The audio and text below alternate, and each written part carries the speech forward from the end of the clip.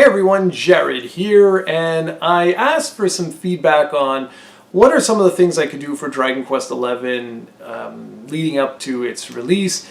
And a couple of people actually wrote in and were like, well, maybe you could talk a little bit about why Dragon Quest XI is such a big deal in Japan and why I personally enjoyed it so much. So I'm not going to talk for 50 hours here. I'm just going to talk a little bit about the series as a whole and about Dragon Quest XI in particular, and we'll go from there.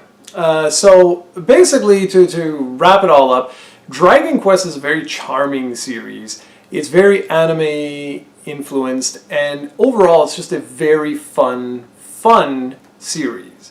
Now, why did it resonate with the Japanese and not so much anywhere else in the world? That's a completely different story, and I think most of that has to do with the fact that it was never really given a chance to shine in North America way back when it originally launched.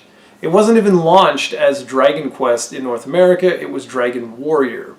And the anime influences were all removed from the first 4 iterations of the game, and instead it was I don't know, I personally feel it came across as very generic when it was released here. And the RPG genre as a whole didn't really exist. It wasn't really established in North America. Whereas with Japan, they were slowly introduced to it. It had that anime influence, which was really popular there with mangas and all of that.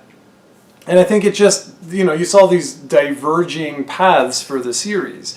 But with Dragon Quest XI in particular, why that was such a big deal in in Japan, is primarily because it was the first time we had a new Dragon Quest game in quite a number of years. I don't have the exact dates with me, but it was a long time. Dragon Quest X is an online, massively multiplayer online RPG. It's an MMO. And that doesn't mean anything. That's not a bad thing. It's just that it's not a single-player standalone game.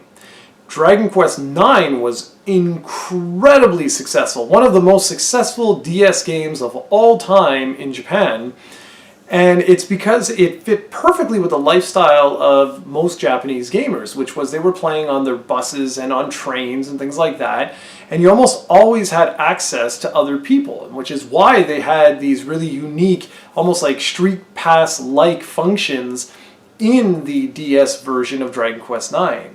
But coming to Dragon Quest XI, and one of the reasons why I love that they released both versions, one on the PS4 and one on the 3DS, is because it allowed people to play as they want to play. So if you are the type of person that's on the road and you're always going out, well, the 3DS one is perfect. But if you want to have that sort of at-home, looking at the big screen experience, well, you can do that as well. And I think one of the reasons why it was just such a big deal was mainly because 10 was restrictive by its very nature. There were those fans that were like, well, I don't want to play with other people. I don't want to be in this shared universe. And it's very clear, Dragon Quest X is actually one of the least successful Dragon Quest games of all time. Now, how do you look at success? Now, that's the key. It's one of the most successful Dragon Quest games of all time if we were to look at it in terms of the revenue that it's generating, because there's hundreds of thousands of people that are playing this game online and paying for the subscription for it. But when I said that it was one of the least successful, I meant in terms of actual copies sold. It didn't sell 9 million units type of deal. But to Square Enix, that doesn't matter, because if it sells 500,000, but 500,000 are paying $30 a month, or whatever, I'm making that up, are paying a monthly subscription, well, think of the money that's generating for the company. So it's still a huge success. Like I said, it's by far the most successful Dragon Quest of all time in terms of the revenue that it was making. However, if you compare it to the sheer number of people who have played it, that's where it pales in comparison to some of the others, where you have, 7 million people have played some of these other 6 million, 5 million, 4 million, stuff like that. And I think to a lot of people, Dragon Quest XI was sort of like, well, now I can play it again. I wasn't really interested in that MMO, but I am interested in Dragon Quest, and here we go, I have it again. And that's why it was really celebrated. It was heavily marketed, and it was a tremendous success. I mean, it sold over 3 million units virtually overnight. You know, like it sold gangbusters. And we don't actually know how many units it has sold digitally and physically. We only know that in terms of physical units, way back when it launched, it had sold over 3 million units. And now we don't know anything. I've been waiting for their latest financial reports to actually see if we can get year over year, how well did this game actually do. So we know that it was successful, but how successful is what I'd like to know. So that was pretty much it. That's why it was such a huge, big, giant deal. And for me, one of the reasons why I was super excited for Dragon Quest XI was basically because, again, much like Dragon Quest X, like the Japanese, it's been forever. It's been years and years and years since Dragon Quest IX hit the scene. And Dragon Quest IX was already something unique. You know, it was a cooperative RPG. Dragon Quest X was the online MMO. So if we take those away, and we just look at like the traditional single-player Dragon Quest games, well then holy cow, right? We're talking, God, I don't even know how long it's been since Dragon Quest VIII was released on the PlayStation 2. That was a long time ago.